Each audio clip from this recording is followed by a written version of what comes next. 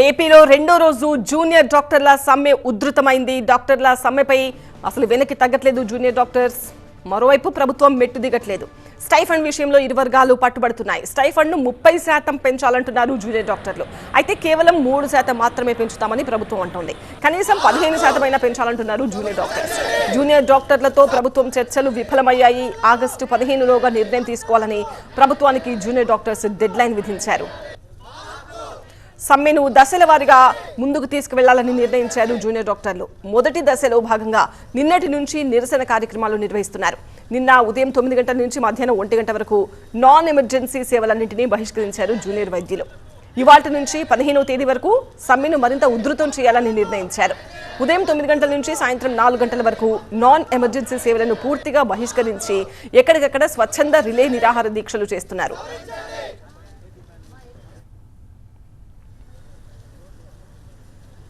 రాష్ట్ర వ్యాప్తంగా అన్ని జిల్లాల్లోనూ సమ్మెను ఉధృతం చేసిన జూనియర్ డాక్టర్లు ఆగస్టు 15 లోపు ప్రభుత్వం తమ డిమాండ్లను ఒప్పుకోవాల్సిందే అని డెడ్ లైన్ విధించారు. ప్రభుత్వం స్పష్టమైన హామీ ఇవ్వకపోతే ఆందోళనలు మరింత ఉధృతం చేస్తామని హెచ్చరిస్తున్నారు. ఇవాళ్టి నుంచి అత్యవసర సేవలు మినహా ఓపీ సహా ఇతర సేవలకు దూరంగా ఉంటామని ప్రకటించారు. అయితే రోగులకు ఇబ్బంది లేకుండా యథావిధిగా ఎమర్జెన్సీ ఐసీయూ సేవలు కొనసాగుతాయని స్పష్టం చేసిన జూనియర్ డాక్టర్లు స్టైఫండ్ పెంపుపై ప్రభుత్వం తక్షణమే స్పందించాలని కోరుతున్నారు. కనీసం 15% అయినా స్టైఫండ్ పెంచాలని డిమాండ్ చేస్తున్నారు.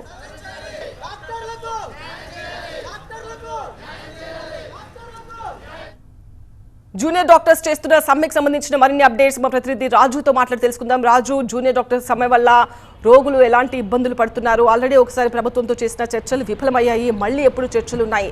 15% అయినా పెంచాలి అంటుంది ప్రభుత్వం, 3% అంటుంది. మరి మధ్యస్థంగా ఎలాంటి కంక్లూజన్కి వచ్చే అవకాశం ఉంది?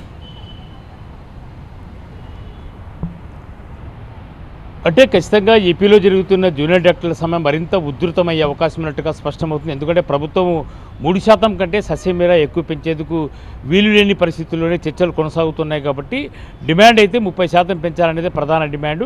కేవలం జూనియర్ డాక్టర్లకు మద్దతుగా మెడికల్ కూడా రంగంలోకి దిగితే మాత్రం ఖచ్చితంగా ఉధృతంగా ఉండే అవకాశం అయితే ఉంది. ఇప్పటి వరకు మనకు ఉన్నటువంటి సమాచారం ప్రకారం 17వ తారీఖు నుంచి ఇండెఫినెట్ స్ట్రైక్ వెళ్ళే అవకాశం ఉన్నట్టుగా తెలుస్తుంది. అయితే ప్రధానంగా స్టైఫండ్ విషయంలో పట్టుబడుతున్నారు. స్టైఫండ్ విషయంలో ఎట్టి పరిస్థితుల్లోనూ వెనక్కి తగ్గము అని చెప్పేసి ఇప్పటికే జూనియర్ డాక్టర్లు చెప్తున్నారు. ఎందుకంటే ఇప్పటికే పీజీలతో పాటు హౌస్ సర్జన్ కూడా ఉన్నారు. కాబట్టి ఖచ్చితంగా వైద్య సేవలకు ఏ రకమైన అంతరాయం ఏర్పడితే మాత్రం ఖచ్చితంగా సీరియస్గా ఉండే అవకాశం అయితే ఉంది. ప్రభుత్వం కూడా చాలా సీరియస్గానే ఈ వ్యవహారాన్ని చూస్తోంది. ఇప్పటికే వైద్య సేవల్లో ఎలాంటి ఇబ్బందులు ఎదురుకాకుండా ఉండే విధంగా డిఎంఎస్తో పాటు డిసిహెచ్ఎస్ పరిధిలో ఉన్నటువంటి డాక్టర్లని ఆల్టర్నేటివ్గా అరేంజ్మెంట్స్ చేసుకునే ప్రయత్నం అయితే చేస్తుంది. అయితే ఇప్పటికే నాన్ ఎమర్జెన్సీకి దూరంగా ఉన్నారు. కాబట్టి ఒకవేళ ఎమర్జెన్సీకి దూరం అయితే మాత్రం ఖచ్చితంగా మరింత కొరత ఏర్పడే అవకాశం ఉంటుంది. కాబట్టి ఒకవేళ హౌస్ సర్జన్స్ పీజీలు పూర్తిగా ఎమర్జెన్సీని కూడా బాయ్కాట్ చేస్తే మాత్రం ఖచ్చితంగా వైద్య సేవలకు అంతరాయం ఏర్పడే ఉంది. రాష్ట్ర వ్యాప్తంగా కూడా ఒక